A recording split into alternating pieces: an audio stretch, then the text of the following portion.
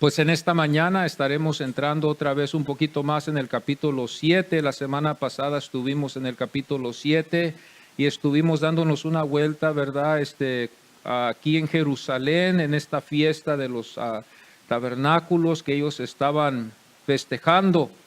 Ellos estaban festejando esta fiesta como siempre y el Señor iba a estar allí en esta fiesta. Sus hermanos, ¿verdad? Le estaban ellos queriendo aconsejar a él que fuera él con ellos, pero el Señor no quiso ir, ya que el Hijo y el Padre eran uno. El Hijo se movía conforme el Padre, ¿verdad? Le decía, y los dos eran uno. Aquí nos damos cuenta que Jesús no se movió por medio de los consejos de los hermanos carnales que él tenía, sus hermanos medio hermanos, si lo podemos decir, por medio de María, fueron ellos hermanos de Jesús. Porque ya sabemos que José no fue el padre de Jesús. José solamente tomó ese lugar, lo cuidó, lo instruyó, le enseñó también un oficio de ser carpintero. Pero ya después, cuando el Señor se lanzó, ¿verdad?, en su ministerio a la edad de 30 años, ¿verdad?, fue bautizado por Juan el Bautista. Ese fue, ¿verdad?, el día donde el Señor después de eso fue llevado por el Espíritu Santo al desierto para ser tentado por el enemigo que venció a Satanás. Por eso Satanás, cuando el Señor echaba fuera demonios, temblaban porque él los había vencido. Ellos sabían que él era el Hijo de Dios. Él lo pudo vencer. En todos los ataques que Satanás quiso hacer en contra del Señor, el Señor lo venció a él. Y tuvo autoridad sobre Satanás, tuvo autoridad sobre todo demonio y todo espíritu malo. Esto es algo que el Señor nos enseña a nosotros en los evangelios. Y esta es la autoridad que el Señor tiene sobre el maligno. El Señor es soberano, aunque a veces el enemigo se destaca, como decimos. El Señor tiene poder, amados. El Señor tiene poder y tenemos que tener confianza de que el Señor está en control de todo. La semana pasada nos dimos cuenta de cómo el pueblo se admiró de las enseñanzas del Señor. Estuve yo hablando con los hermanos también concerniendo las enseñanzas del Señor, que los dejó a ellos, hermanos, maravillados, porque el Señor no había estudiado donde ellos habían estudiado. Lo que el Señor supo y habló fue para que Él hubiera estado con ellos en los colegios de ellos o en las instituciones donde ellos estudiaban. Hablaba a Él como un maestro que conocía la ley, como si Él hubiera escrito. Se profundizaba el Señor y ellos se admiraban de sus enseñanzas. Y decían, ¿de dónde aprendió Él esto? Se admiraban de Él porque veían, ¿verdad?, de dónde venía Él, y ellos, de seguro que ellos sabían dónde estaban sus lugares de institución y quiénes eran los maestros, mas ellos no lo conocían a Él, nunca lo habían visto, pero se admiraban de las enseñanzas. El Señor siempre admiró a este pueblo, aún a la edad de 13 años, cuando habló con los doctores de la ley. Eso les demostraba a ellos que había algo muy especial en Jesús. Jesús no necesitó estudiar la lectura. Nosotros sí necesitamos estudiar la lectura, sí necesitamos más conocimiento. Nosotros no somos Dios.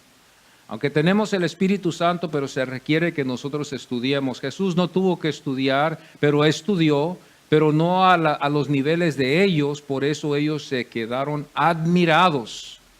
¿Cómo sabía Él la ley y la conocía y la sabía interpretar bien? Se quedaron ellos admirados. El Señor los admiró con sus enseñanzas para que ellos hubieran dicho, algo está aquí diferente, que vamos a investigar esto, pero al contrario, eso no los convenció a ellos. Después el Señor nos damos cuenta que anteriormente Él había sanado a un paralítico. ¿Se acuerdan ustedes en el capítulo 5? Nos damos cuenta nosotros, hermanos, de que Él había sanado a un paralítico, lo había sanado completamente. No estamos hablando de sanar un brazo, un dedo, un pie, un dedo, la vista. Estamos hablando de una sanación total. Estamos hablando de todo su cuerpo total. Este hombre estuvo así en esa condición por muchísimos años, pero cuando el Señor llegó, no fue algo de un proceso. No fue un proceso de 2 días, de 3 días y ya se ve la sanidad. No, esto fue al instante. El Señor solamente le dio una orden que se levantara, le llevara a su lecho y andara. Y ese hombre se levantó y el milagro se manifestó allí en el día de reposo. Esto fue lo que causó a estos hombres a enfurecerse con él, se enojaron, se disgustaron, lo odiaron al Señor, ¿verdad? Porque él había hecho esto, pero ellos no se habían fijado lo que ellos también estaban haciendo también en el día de reposo. Y eso es lo que vamos a ver hoy también nosotros, porque es muy interesante. Cuando nosotros nos fijamos bien que ellos lo acusaron al Señor de haber quebrado el día de reposo con las sanidades, a veces nosotros no nos damos cuenta de que ellos también habían circuncidado al hombre también en el día de reposo. Ellos también circuncidaban al hombre en el día de reposo, aunque era el día que ellos descansaban y que exigían a la gente a reposar ese día. Nos damos cuenta nosotros aquí que ellos fueron injustos. Hubo una injusticia que vemos aquí que hubo. Si podemos ver el contexto bien, había una religiosidad entre ellos, entre este pueblo, estaban muy lejos de Dios, eran superficiales, por eso el Señor varias veces en el Evangelio de Mateo los reprende a ellos porque había hipocresía en ellos. Sus corazones estaban muy lejos. El Señor dijo, ustedes adoran al Padre con sus labios, mas sus corazones están muy lejos de Dios. Sus corazones no habían sido regenerados, hermanos. Nuestros corazones han sido regenerados hoy en Cristo Jesús. Nuestros corazones han sido tocados por el Señor, por eso estamos aquí. Pero ese pueblo no estaba así, no estaba regenerado y al mismo tiempo eran religiosos y también encima de eso eran también superficiales. Por eso aquí hay una ventaja que nosotros tenemos, aunque la hipocresía es un pecado, pero la regeneración es algo que nos acerca más a Dios porque Dios está obrando en el corazón del pecador, del creyente. Y ahí es donde vemos nosotros la ventaja, donde vemos nosotros que Dios nos ha dado esa oportunidad, no que haya sido de nosotros, sino que Dios vino a nosotros porque Él nos ha escogido, nos ha regenerado, nos ha dado un nuevo corazón. Vamos en el proceso, vamos en el crecimiento. No vamos 100%, no vamos a decir somos perfectos cristianos, no vamos a decir que somos perfectos, que ya estamos listos para irnos al cielo, no. Y no creo que lo vayamos a llegar a ser. Pero nuestros corazones han sido regenerados, algo que por naturaleza el hombre no nace con un corazón regenerado. Esto viene por medio de la fe. Dios es el que da la fe. La fe es un don de Dios que imparte al que Él tiene misericordia de él. Por eso nosotros tenemos que darle a Él siempre la gloria porque Él es misericordioso. Nos ha impartido este don de fe, de creer en Él. Podemos ver que antes, en el tiempo pasado, nosotros nacimos con una naturaleza de no creer en Dios, de no obedecer a Dios en ninguna cosa. Era 100% una naturaleza pecaminosa. Nos hablaban de Dios, nos hablaban de Cristo, pero había algo ahí todavía que no nos daba el poder de obedecerlo. Pero ahora que tenemos nuestros corazones regenerados y tenemos al Espíritu Santo, ahora por eso podemos venir a la iglesia, ahora por eso podemos leer la Biblia, ahora por eso podemos adorarlo, ahora por eso podemos también orar, porque nuestros corazones han sido ¿qué? Regenerados, y con la ayuda del Espíritu Santo, el Espíritu Santo nos ayuda también. Entonces este paralítico fue sanado. Esto era para que ellos hubieran quedado admirados otra vez. En este capítulo quedan admirados de las enseñanzas, como les estaba explicando. El Señor les habló a ellos como maestro. Aún ellos se admiraban y decían, ¿de dónde tuvo esta autoridad el Señor? En estas dos ocasiones ellos pudieran ver investigado un poquito más, lo pudieran ver escuchado un poquito más. Y yo creo que lo único que hubiera llegado a hacer es que lo hubieran adorado.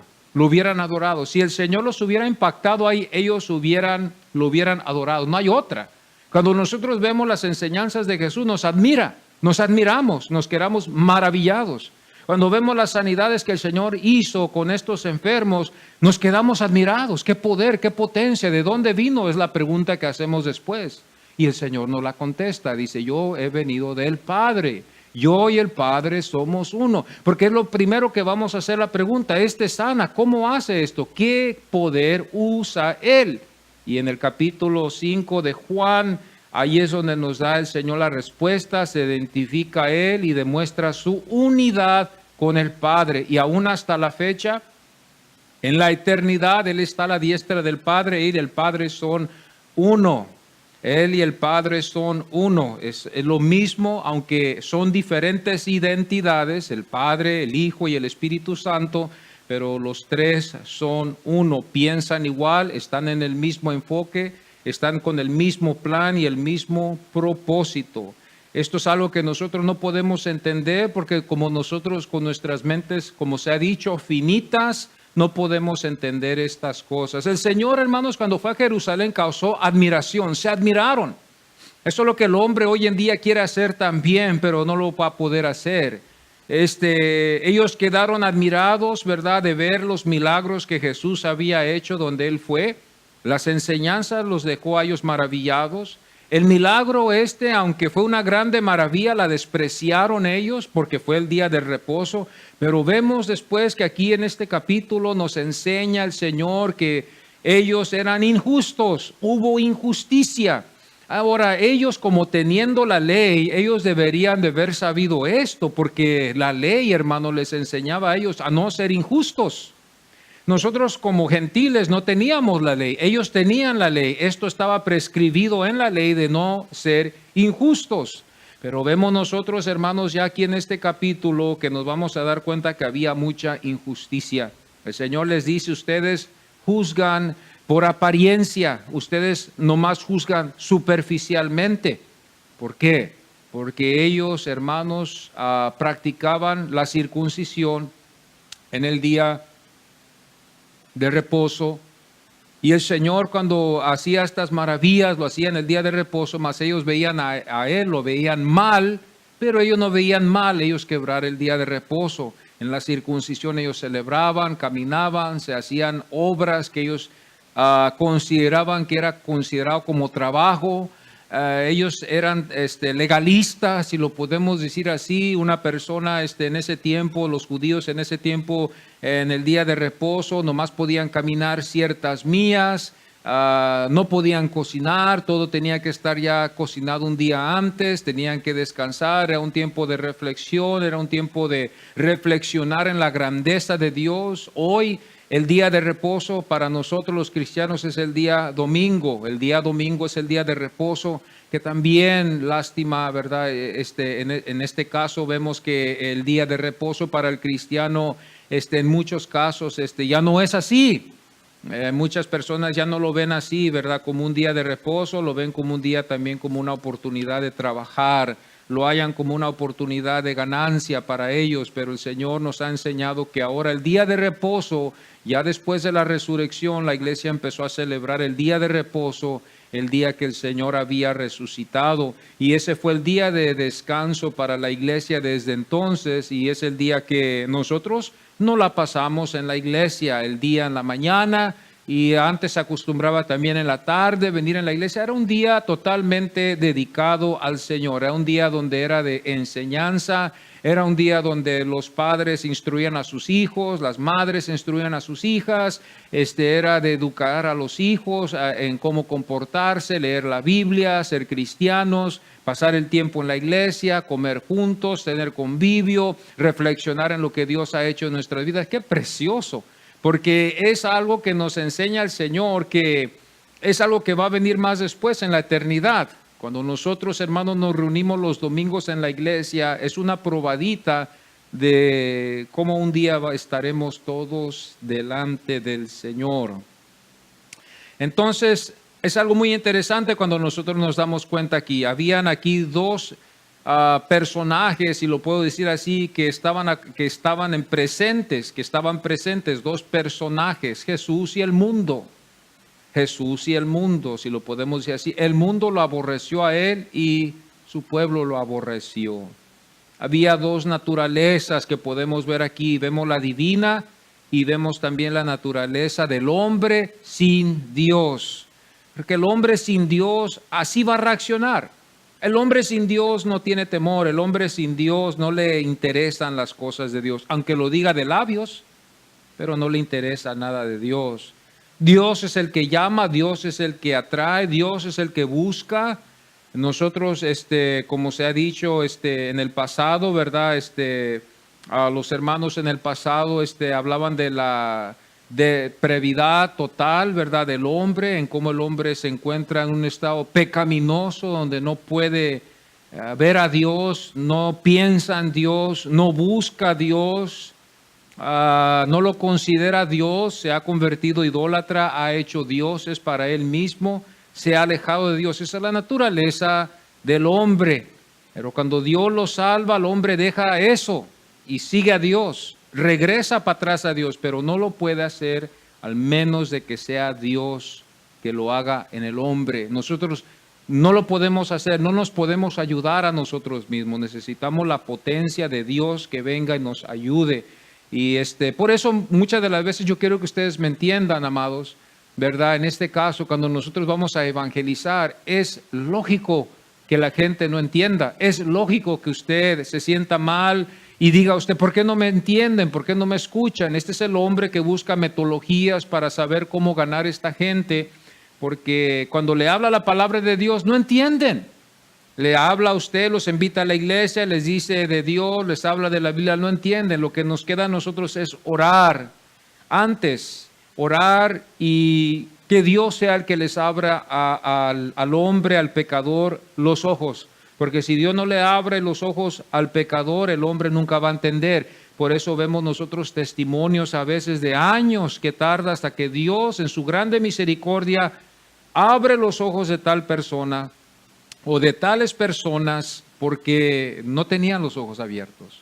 Por eso cuando vemos nosotros los milagros, y aquí me voy a salir un poquito de aquí, cuando vemos los milagros de Jesús, que vemos que sana a los paralíticos, que sana a los ciegos, que sana a los sordos, que sana a los tartamudos, eso éramos nosotros en lo espiritual. Pero Dios nos ha sanado, como dijo Pedro, o dice Pedro en una de sus epístolas, en primera de Pedro parece que es, donde dice que por su llaga somos curados. Por esa razón somos salvos ya, porque el Señor nos ha quitado esa enfermedad, esa llaga ha sido sanada para que nosotros podamos acercarnos a Él. Hay dos poderes que podemos ver en este capítulo también. Antes de entrar en este tema, podemos ver nosotros, hermanos, la tradición de los hombres, que es todavía la tradición, y la gracia de Dios que está también ahí. Hoy en estos tiempos vemos la tradición, el hombre a la tradición, y la gracia de Dios que va en ello. Hay una salvación en la gracia de Dios, en Jesucristo. No hay salvación en otro, sino en Jesucristo. En la tradición nos salva. Jesucristo es el que salva. Bendito sea el Señor. Cuando nosotros nos fijamos bien en esto, hoy en esta mañana vamos a ver esto, ¿verdad? Un poquito más en detalle. Y vamos a ir al capítulo 7, como les dije, y vamos a ir al versículo 19 hasta el 24. Capítulo 7, versículo 19 hasta el 24. No son muchos versículos, les voy a pedir por favor que si nos podemos poner en pie y vamos a seguir estudiando este evangelio de según San Juan. Y así lee la palabra del Señor. ¿No os dio Moisés la ley y ninguno de vosotros cumple la ley? ¿Por qué procuráis matarme? Respondió la multitud y dijo, demonio tienes, ¿quién procura matarte? Jesús respondió y les dijo, una obra hice y todos os maravilléis. Por cierto, Moisés os dio la circuncisión, no porque sea de Moisés, sino de los padres. Y en el día de reposo circuncidáis al hombre. Si recibe el hombre la circuncisión en el día de reposo para que la ley de Moisés no sea quebrantada, ¿os enojáis conmigo porque en el día de reposo sané completamente a un hombre? No juzgáis según las apariencias, sino juzgad con justo juicio. Pueden tomar sus asientos, amados. Deuteronomio 16:20, la palabra del Señor nos enseña en la ley, aquí, la justicia seguirás. Esto es algo que se le prescribía a esta nación en hacer. Aún los profetas les habló a ellos hacer justicia, ser justos. En Deuteronomio 16:20 dice, la justicia seguirás. Uno de sus salmos, estos era uno de los cantos que ellos cantaban, aún lo cantaban. Nos damos cuenta que los salmos son los himnarios, es el himnario de los judíos. Y nos damos cuenta que por esa razón está muy apegada a la ley también, porque ellos también en el canto también recitaban lo que era en la ley. Esto era algo para ayudarles a ellos a no olvidar la ley y lo que a ellos les quedaba en cumplir. Los salmos es un himnario que en muchos casos algunas congregaciones también los utilizan en el tiempo de devoción, que no está mal, está bien. Pero el Salmo 82:3 dice, defended al débil y al huérfano haced justicia, al afligido. Esto nos damos cuenta nosotros en el Salmo 82:3, que esto fue parte de la vida de ellos, de hacer justicia. El proverbio, uno de los proverbios también, nos damos cuenta, el Proverbios 21:3, este rey Salomón, él sabía que esto era parte también de ser un buen rey, de ser un rey que hace justicia. Ellos sabían de que donde estaba la justicia, allí estaba Dios. Ellos sabían que donde había injusticia, allí no estaba Dios presente. Dios es un Dios santo, Dios es un Dios justo.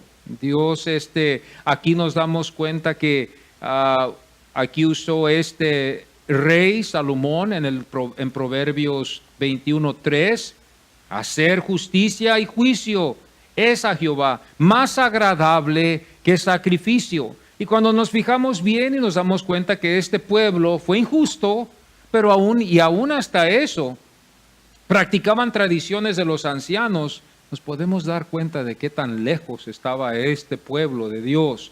No practicaban la justicia, no cumplían la ley, solamente era algo superficial, solamente era algo de religiosidad. Fíjese qué tan lejos estaba este pueblo que por nombre tenían el pueblo de Dios. Así de tanto ellos se habían alejado. Ahora, ellos no tenían ninguna excusa de no cumplir la ley, pero el Señor nos vamos a dar cuenta que Él aclara esto con ellos, de que ellos aún procuraban matarlo.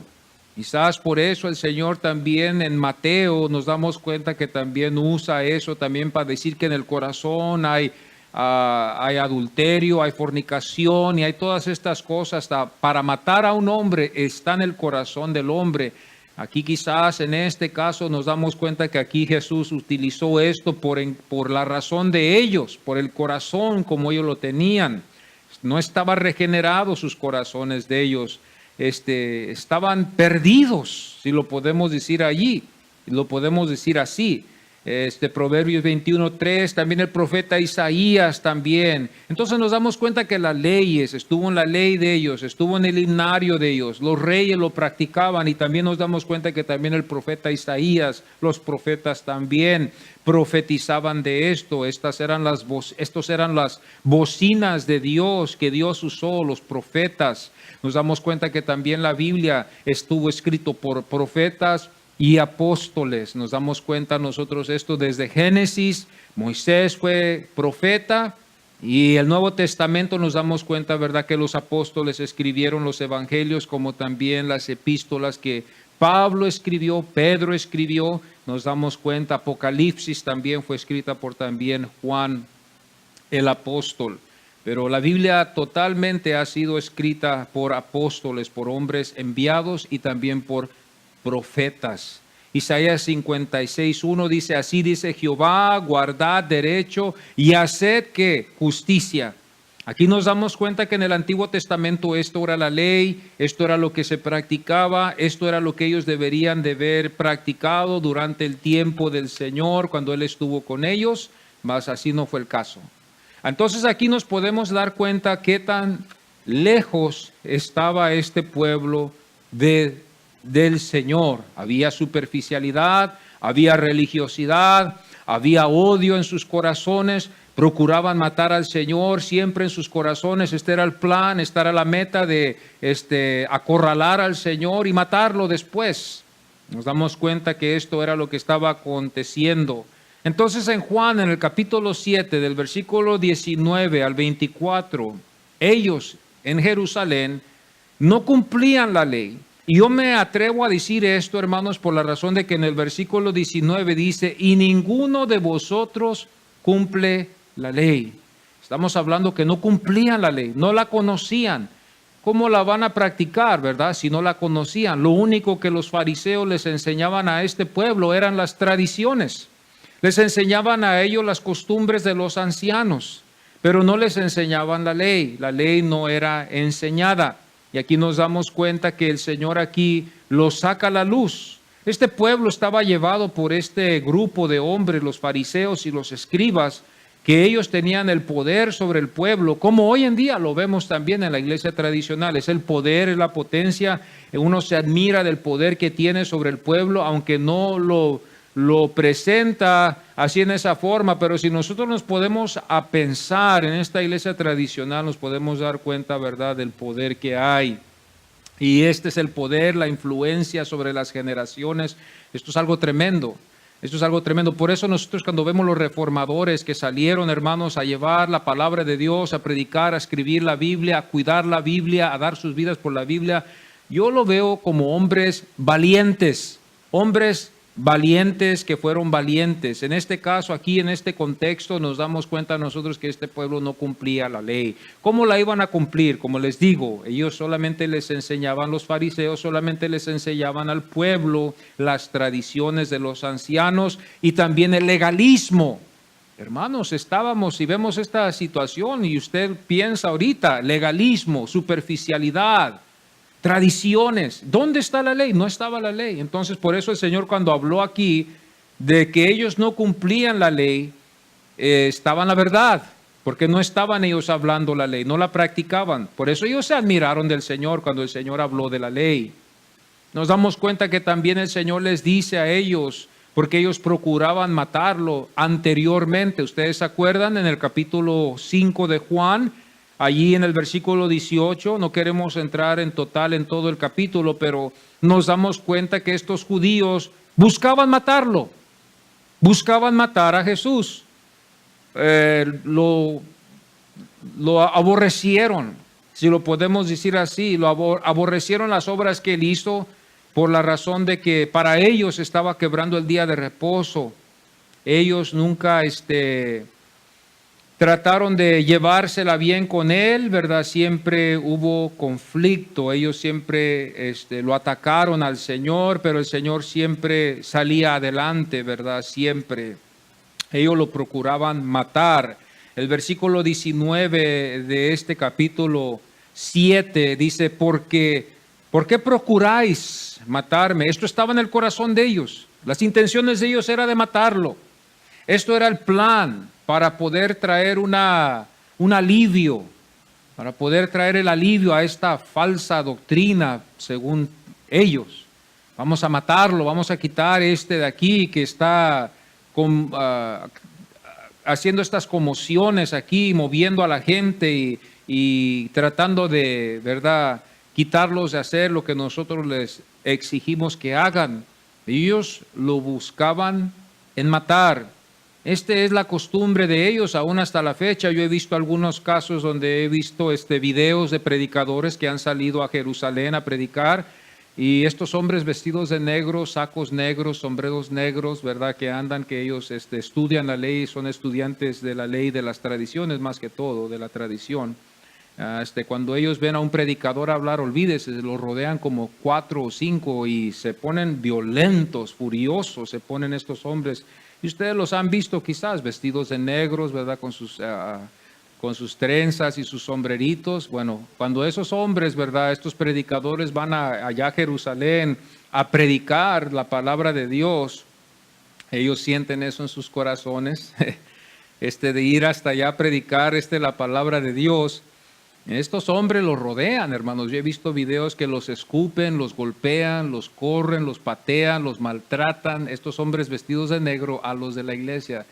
Odian, ellos blasfeman el nombre de Jesús, odian ese nombre. Ellos lo odian con una pasión, lo odian, lo detestan. Ellos esto lo hallan como una tontería, lo hallan como una falsedad. Ellos no lo aceptan, hermanos. Y estos son los que están en la tradición y que están en la ley, que están practicando esto, ¿verdad? Estos hombres que son los modernos fariseos y escribas, si lo podemos decir así. En ese tiempo los escribas, ellos conocían la ley, la escribían, eran los que copiaban la ley, eran los que tenían cuidado de copiar la ley con mucho cuidado. Entonces ellos tenían un conocimiento, ¿verdad? Pero no profundo. Y los fariseos pues eran religiosos, eran hombres religiosos que guardaban ellos supuestamente la ley. Pero estos hombres, como no tenían sus corazones regenerados, esto era lo que estaba aconteciendo. Era un total, vamos a matar a Jesús. Era un total, no había ningunos frenos. Ahí había de, vamos a matarlo, vamos a vamos a buscar cómo lo vamos a matar, porque este hombre está haciendo escándalo. Cada fiesta que tenemos viene y hace escándalo. Viene y empieza a hacer cosas que no están en nuestras tradiciones y es más, habla en contra de nosotros. Y lo único que ellos sabían era de que el Señor había venido de Galilea, pero ellos no se habían dado cuenta que el Señor había nacido en Belén. Quizás si ellos se hubieran dado cuenta de eso, quizás ellos hubieran sido diferentes, pero en este caso ellos nomás pensaban que él venía de Galilea, era un nazareno. Ellos decían, este hombre lo usa el diablo, este hombre, los milagros que él hace son del diablo, no son de Jehová. Jesús entró con su pueblo como Moisés. Esto me voy a salir un poquito del tema porque esto viene a la mente, que Moisés, antes de ir al pueblo, el Señor, ¿verdad?, le mostró a su pueblo de que él estaba con Moisés. Hizo milagros, les mostró a ellos que el poder de Dios estaba ahí con él como un profeta, y con eso ellos obedecieron un poco a Moisés, porque nos damos cuenta que luchó él mucho con ese pueblo también. Pero aquí en este caso con Jesús lo mismo. Jesús vino, hizo milagros para aquellos que oyeran lo que Jesús iba a tener para ellos, mas ellos rechazaron los milagros y rechazaron a Jesús. Por eso nosotros nos damos cuenta que los milagros tienen mucho que ver con la deidad de Jesús, con su personaje como Dios, para demostrarnos a nosotros que Él tuvo la autoridad como Dios. Para eso sirvieron estos milagros, para mostrarnos eso. Así como con Moisés. Cuando Moisés entró, ¿verdad?, con ellos, hizo milagros, les demostró que el poder de Dios estaba con ellos. Cuando tenían sed y no había agua, produjo agua. Cuando no había comida, produjo comida. Dios produjo todo esto para mostrar que Él estaba con Moisés. Mas ellos no vieron hacia Jesús. Fíjense la condenación que estaban ellos echándose sobre de ellos. Porque no quisieron ellos creer, hermanos, en él. Esto es algo muy interesante. Ellos procuraban matarlo.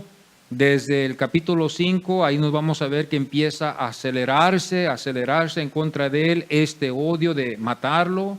Ellos lo acusaron de que él tenía un demonio.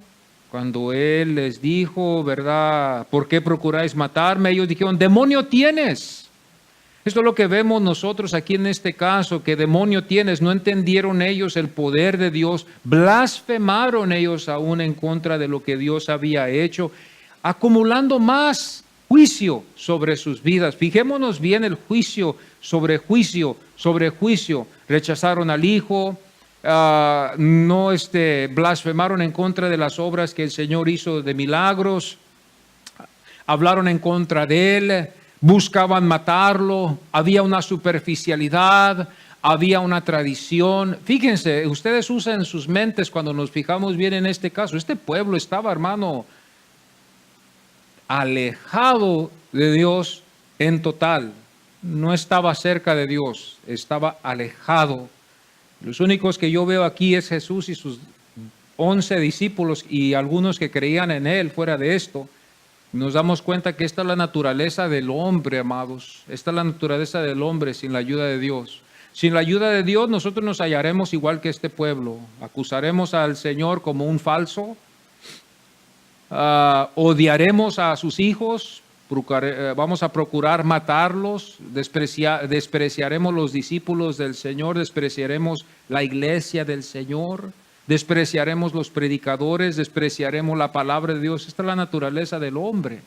Hermano, esta es la naturaleza en contra de la iglesia. Esta es por esa razón el Señor dice en una de sus oraciones, guárdalos, Padre, porque así como a mí me aborrecieron, a ellos también los van a aborrecer.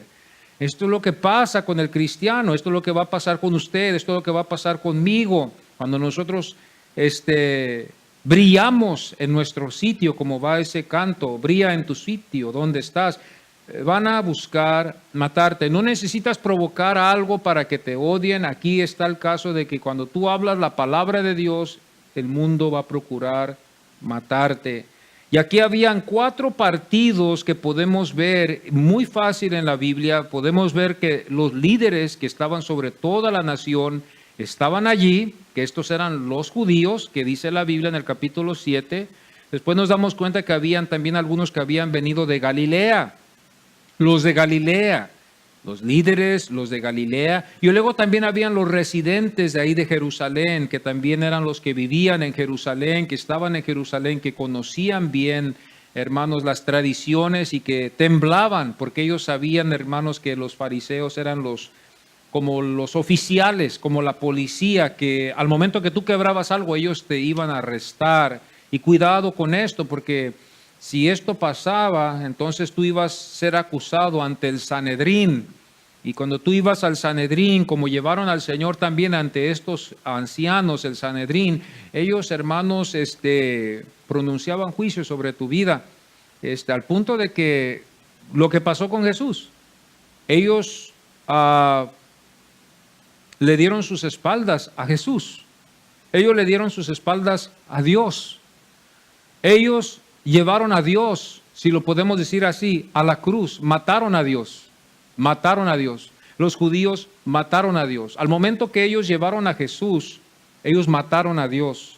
Esta es la naturaleza del hombre también. Odia a Dios, detesta a Dios, lo busca, no quiere saber de Dios. No me hables de Dios, háblame mejor de otras cosas.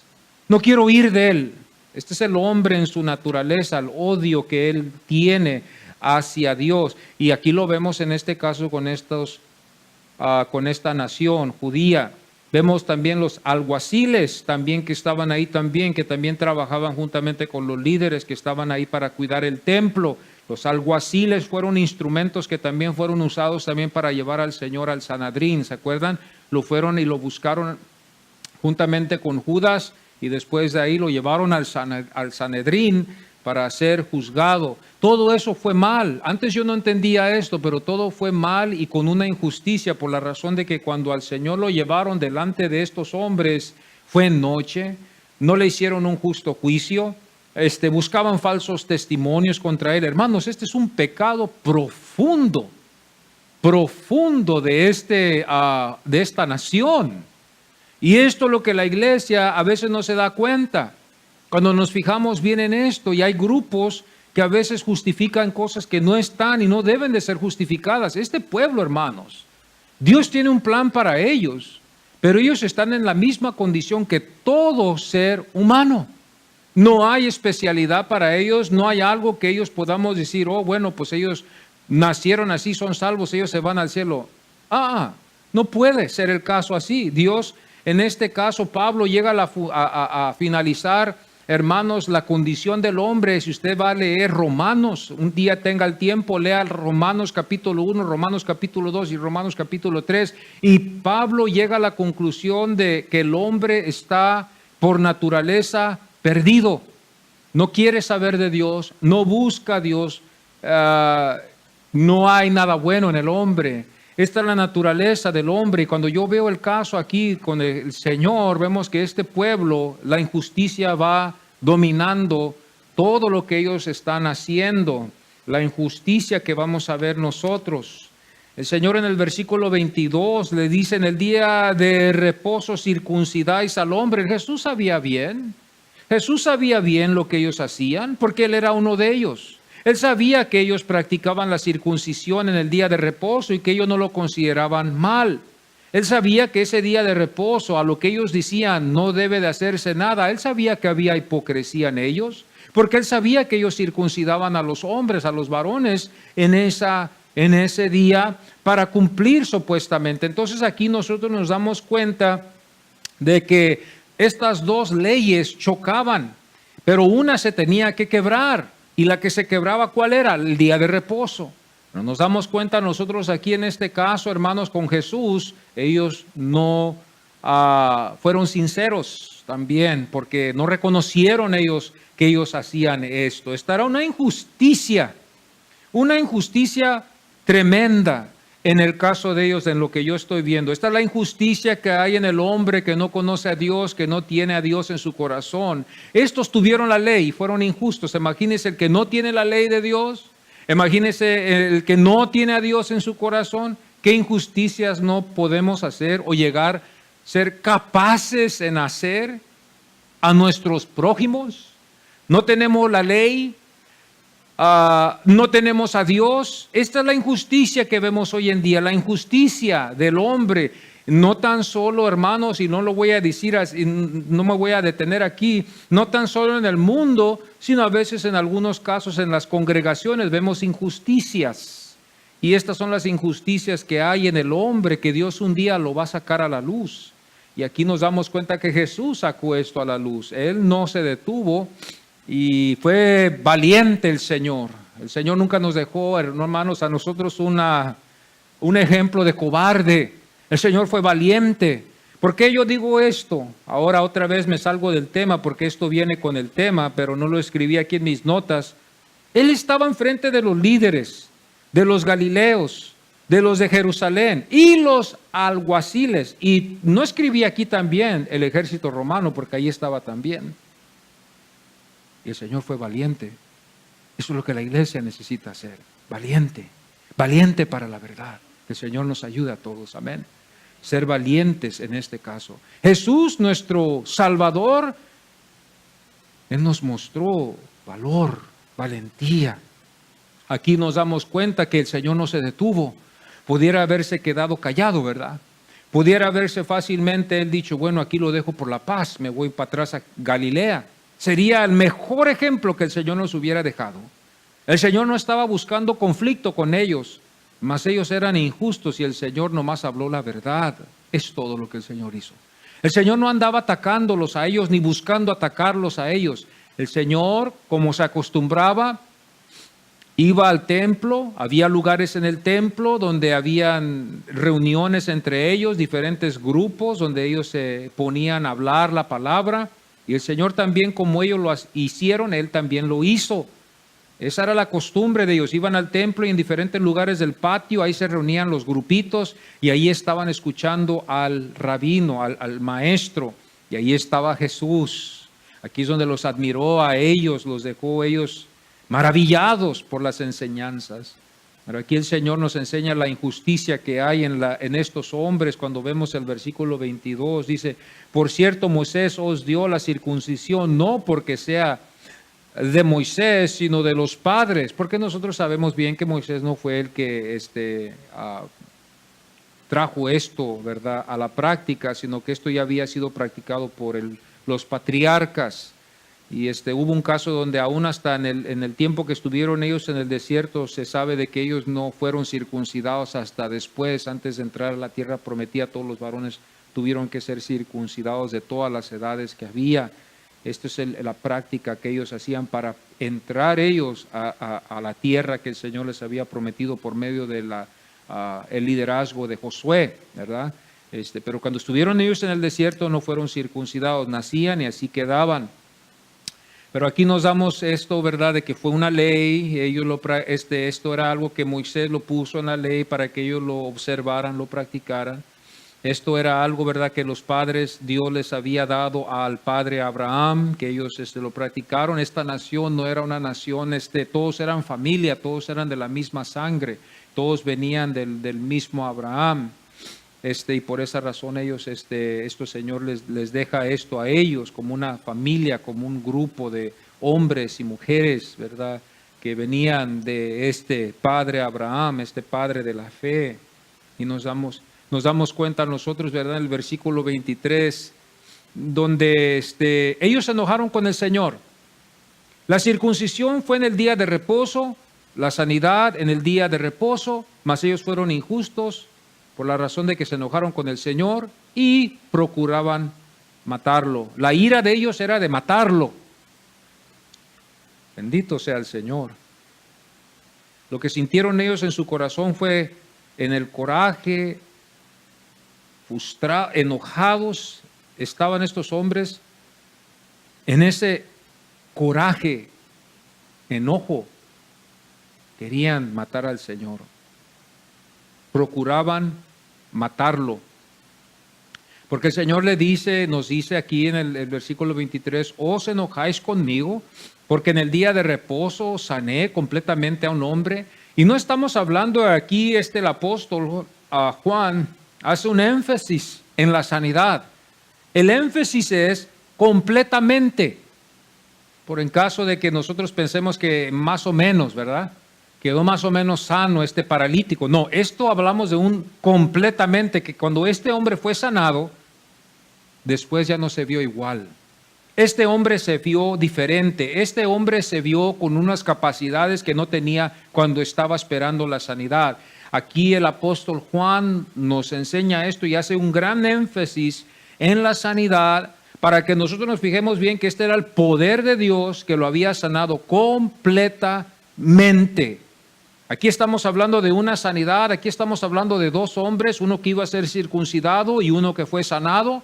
Ahora nos damos aquí cuenta, ¿verdad?, que vemos una injusticia. La injusticia es de que ellos mejor hubieran dejado eso por la paz. Eso hubiera sido justo, de haberlo dejado por la paz. La injusticia fue de que no lo dejaron por la paz. La injusticia fue de que ellos atacaron al Señor. La injusticia fue de que ellos quebraban el sábado en hacer esto, y cuando el Señor los admiraba en hacer estos milagros, ellos despreciaban el poder de Dios. Vamos a profundizarnos un poquito más. Aquí estamos hablando de menospreciar el poder de Dios. Aquí estamos hablando de despreciar la gracia de Dios.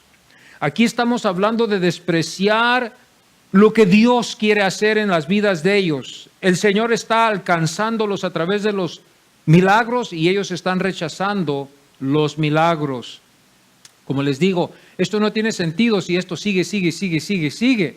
Estos milagros fueron hechos con un propósito para atraer atención y que el hombre adorara al Señor. Como vemos hoy en día, es difícil, hermanos, yo digo, en estos casos, no debemos de ver al hombre. Cuando Dios sana a un enfermo, Dios lo ha hecho. Pero en muchos de los casos hoy en día, que no haya uno que anda sanando, porque si ese es el caso, nosotros por naturaleza lo vamos a hacer un ídolo. Naturaleza vamos a ir a buscarlo, por naturaleza vamos a ir a ver que nos sane, vamos a darle la atención a ese hombre. Esa es la naturaleza pecaminosa nuestra, aunque somos regenerados en algunos casos. Nos convertimos idólatras. Y este es el caso aquí. Fijémonos bien que este pueblo así debería de haber trabajado aquí en este caso con ellos, que al momento que el Señor hace milagros, era para que ellos hubieran sujetado a lo que Él hubiera dicho, lo que Él hubiera enseñado más. Eso no fue el caso.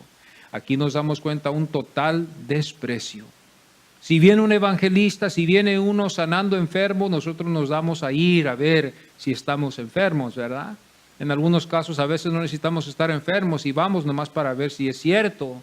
Pero después que vemos esto y consideramos que es cierto y que es verdad y que es divino y que es en verdad cierto, 100% cierto como lo fue con Jesús, entonces quizás ahí es el momento cuando empezamos a convertirnos idólatras de ese personaje y empezamos a considerarlo como algo como Dios. Le empezamos a darle nuestro corazón, le empezamos a darle nuestra atención, le empezamos a dar todas estas cosas como hombres, como humanos, como pecadores que somos.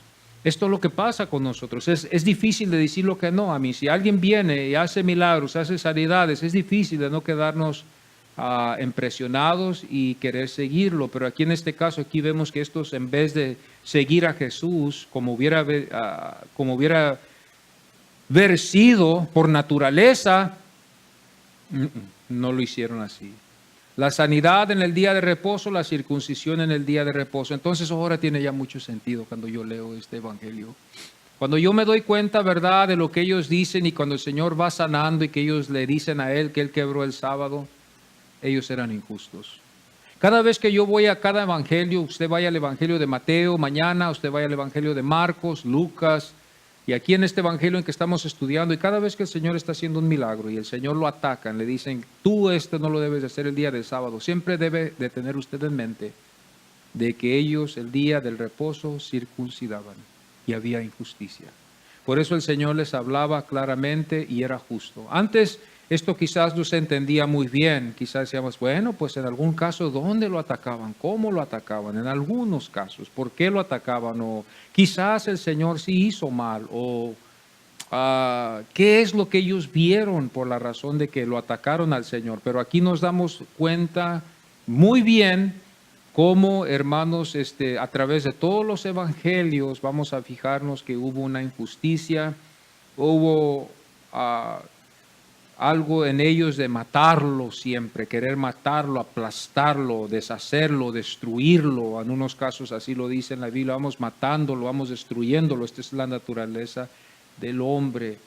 Al final, en el versículo 24, hermanos, el Señor saca esto a la luz y les dice, no juzgáis según las apariencias, sino juzgad con justo juicio. Estuvimos leyendo Deuteronomio 16:20, estuvimos leyendo uno de los Salmos, estuvimos leyendo los Proverbios, estuvimos leyendo Isaías, y esto todo tiene que ver con una justicia justa. Estamos hablando de uno que no va a juzgar porque este se viste bien, porque este se viste mal, porque este vino de esta familia, porque este no vino de esta familia. No, estamos hablando de algo correcto. Esto es duro. Esto es duro. Esto es lo que puede pasar en las cortes. Esto es lo que puede pasar hoy en el mundo. No debemos de sorprendernos en algunos casos cuando nosotros vemos algunas estrellas que han hecho ciertas cosas, algunas personas famosas que han hecho ciertas cosas, hermanos, que se ven como ellos que son los acusados de ver culpables en haber matado a cierta persona, pero que la ley los deja pasar y no los, ¿verdad? No los condena como al pobre. Al pobre no vaya a hacer algo, ¿verdad? Que se pase una luz roja porque lo sentencian y lo meten a la cárcel.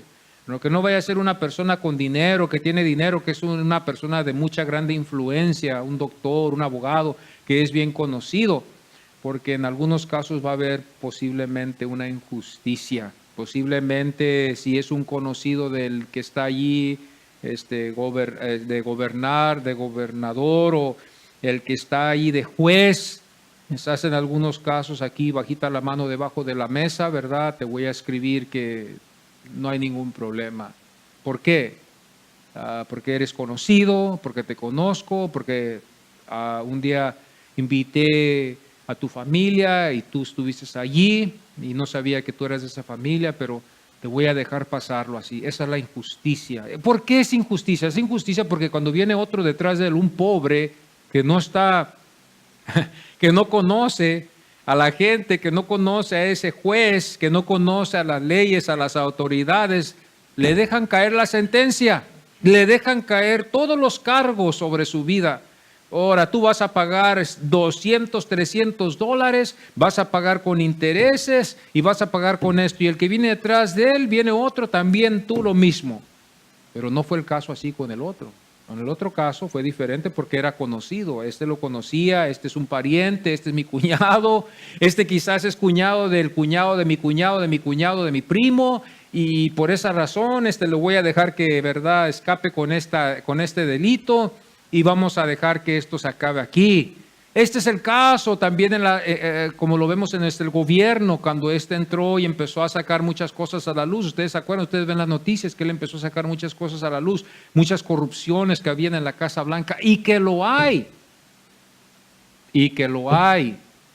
La corrupción lo hay hoy en estos tiempos, en los gobiernos, en las instituciones, en los colegios, a veces aún hasta en nuestras iglesias. Hay corrupción. En iglesias grandes hay corrupción. No nos debe de caer de sorpresa de que hay injusticia. Hay corrupción. ¿Por qué? Porque esa es la naturaleza del hombre. No nos caiga extraño de ver estos hombres que les echan la luz y de repente algo aconteció. Amados, si nosotros nos fijamos bien en la historia, quizás nos íbamos a quedar asombradísimos si a todos, desde el pasado, desde Adán hasta acá le supiéramos toda su historia. Nos íbamos a quedar admirados de las cosas que estaban aconteciendo en ciertos institutos, ciertos colegios, ciertos gobernadores, ciertos gobiernos, ciertas naciones donde hubo injusticia. Por eso todo alma, esté o no esté en el Señor, un día va a estar delante de Dios. Todos estaremos un día delante de Dios. Y los que temen al Señor vamos a tratar de hacer la justicia, vamos a tratar. Y vamos a pedirle a Dios que nos ayude. Y vamos a pedirle al Señor que nos ayude a practicar esta justicia y no hacer indiferencias como lo hicieron en este caso estos hombres religiosos. Yo llego, hermanos, esto no lo escribí yo en mis notas, pero yo llego a la conclusión que este pueblo estaba alejado y está todavía. Yo llego a la conclusión del testimonio de lo que me da la Biblia. Hubiera sido diferente en otros casos, pero nos damos cuenta que estos líderes tuvieron el poder sobre estas gentes. Y al final yo llego a la conclusión que este fue el plan. Esto está en el plan de Dios. Dios en su palabra nos enseña, y esto es duro, como le digo yo a veces a mi hermano. Es duro a veces cuando uno llega a la palabra de Dios y vemos en Romanos donde Pablo expresa así: Dios es misericordioso con quien Él quiere ser. Entonces nosotros, hermanos, esto nos lleva a estar más agradecidos con Dios. Yo creo que sí. Esto nos lleva a estar más agradecidos con Dios. ¿Por qué digo yo esto? Porque si Dios no escatimó aún a su propio Hijo, hermanos, esto es algo tremendo. Si aún Él no escatimó aún su propio Hijo, eso es lo que tenemos que ver. Por eso a nosotros nos queda adorarlo y darle gracias, Señor, porque tú me salvaste. Gracias porque tengo fe. Gracias porque creo en ti, Señor. Gracias, Señor, que levantaste tú. Y todo, hermano, voy a decirlo así, todo estudiante que estudia la palabra de Dios, hermanos, hombres que ya pasaron a mejor vida, hombres, ¿verdad?, que se basaron en lo que dice la Biblia, todo hombre sabe y interpreta bien que por esa razón tuvo que Cristo Jesús morir en la cruz del Calvario para salvarnos. Porque la ira del Señor está sobre todo el mundo, no estaba, está sobre el pecador. La ira de Dios está, y lo único que iba a aplacar la ira de Dios iba a ser el sacrificio que Jesús hizo. Era lo único. Estaba yo leyendo un libro, ¿verdad?, concerniendo doctrinas, ¿verdad?, doctrinas bíblicas por este hermano Ernesto Trenchard. Y estaba yo dándome cuenta, ¿verdad?, que él usó un ejemplo concerniendo la propiciación. Y el mejor ejemplo que me abrió los ojos fue el de Jacob, que él usó. Él usó el ejemplo de Jacob cuando Jacob envió regalos a su hermano Esaú. Cuando él envió regalos a Esaú, eran regalos ¿para qué? Para aplacar la ira de su hermano. Al momento que él envía esos regalos, viene detrás de estos regalos ¿quién? Jacob y su familia. Pero esos regalos primero fueron los que llegaron para aplacar la ira de su hermano. No vamos a hablar de Esaú, pero la ira que tuvo él. ¿Para qué? Para matarlo. ¿Por qué? Por lo que había acontecido, el pecado. Está la ira de Dios, que Dios envió, hermanos, que Dios pecamos contra Él en Adán. Una cosa muy interesante cuando nosotros nos damos cuenta aquí es que Dios bendijo a Abraham y toda su simiente en Abraham.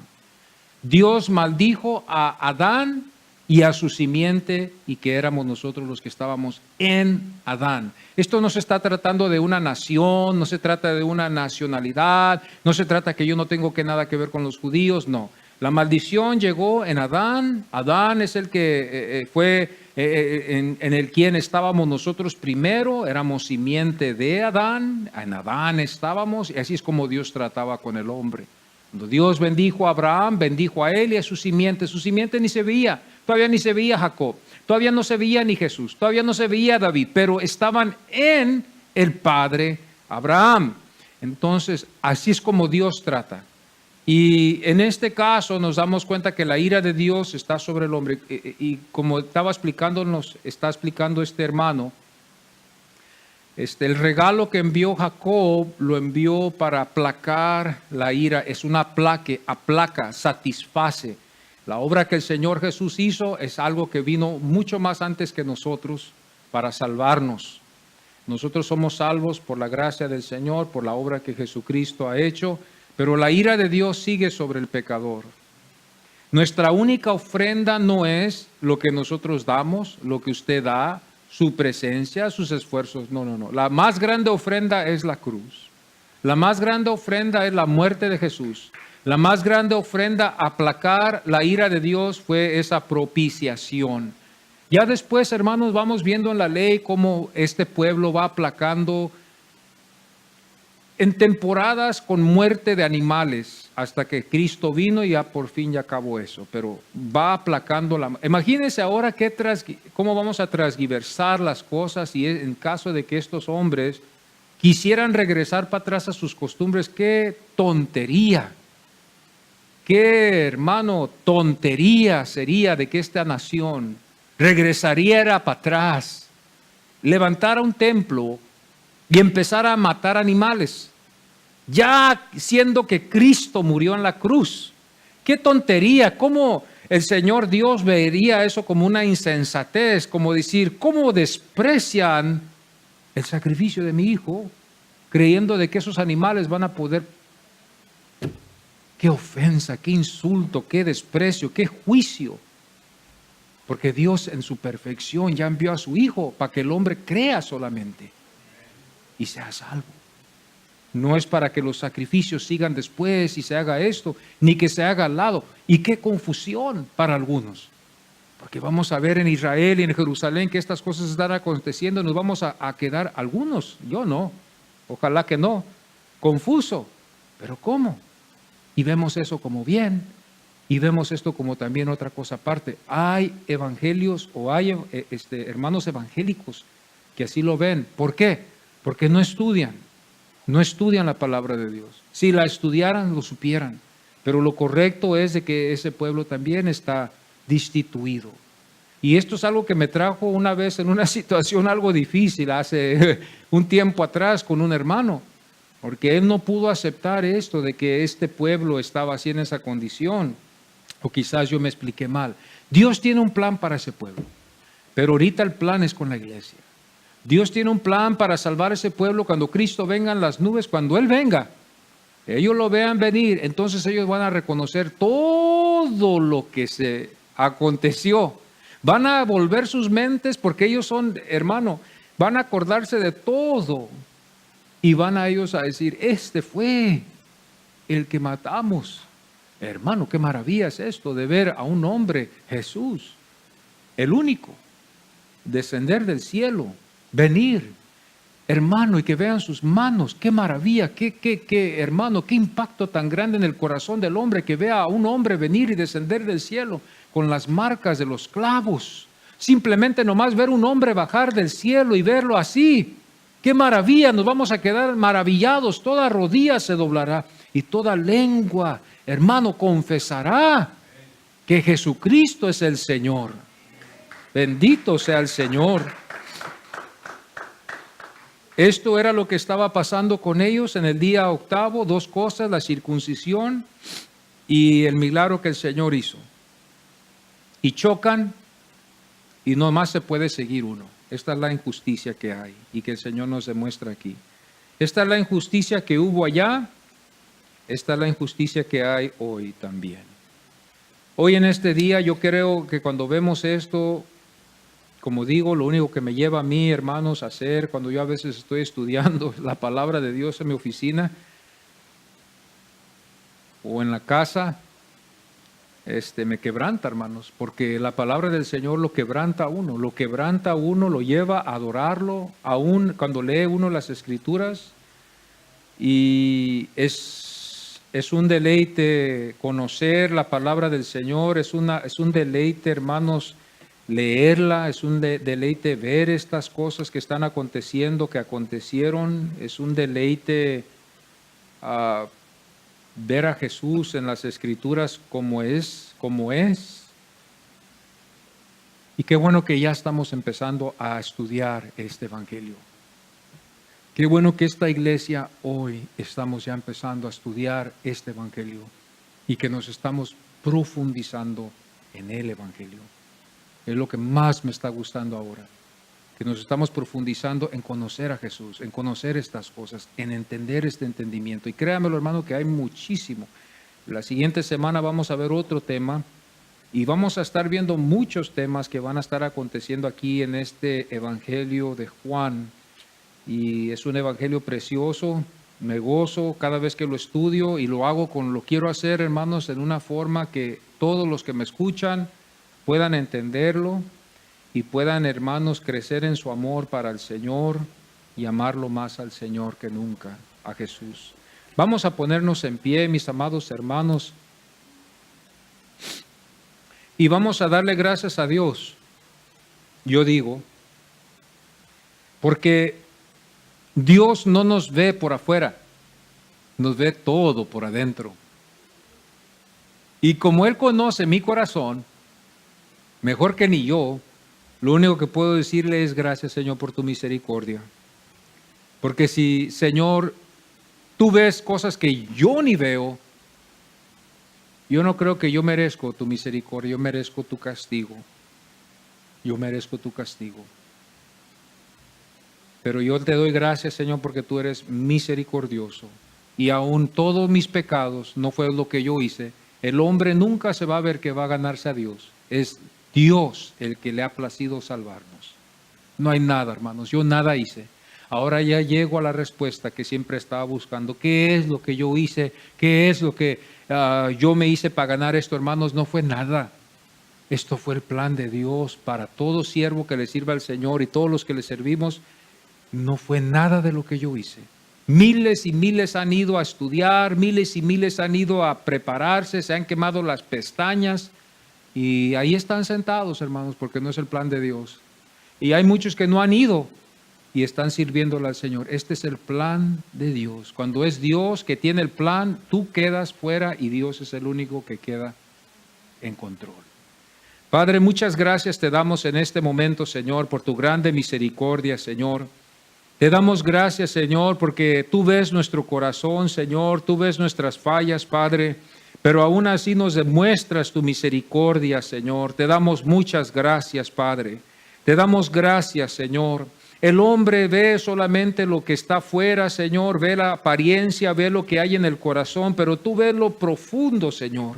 Y aún ahí todavía nos muestras tu amor y tu perdón y tu misericordia para nosotros, Señor. Cuando somos sinceros y estamos delante de tu presencia, yo cuántas veces no te he fallado, mi Padre. Pero Señor, a ti te ha placido tenerme aquí, Señor. Tú has sido grande y misericordioso conmigo y con mis hermanos que estamos aquí. Porque si somos sinceros, todos hemos fallado, todos no hemos podido cumplir con la tarea que nos has dejado, Señor. Pero por tu gracia somos salvos y nos demuestras tu amor, que es algo especial, Señor, para tus hijos, Señor, que tú has amado, que tú has elegido, que tú has predestinado, que tú les demuestras tu amor y tu misericordia.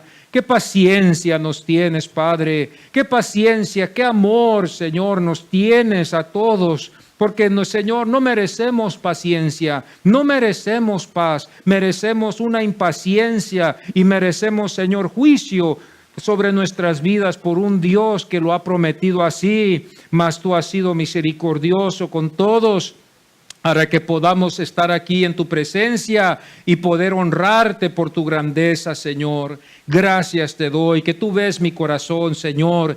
Gracias por tu misericordia, gracias por tu gracia bendita, gracias, Señor, que como dijo, Señor, el rey David, Señor, bienaventurado el hombre quien Dios no ve sus pecados, bienaventurado el hombre que Dios tapa sus pecados, bienaventurado el hombre, feliz será el hombre.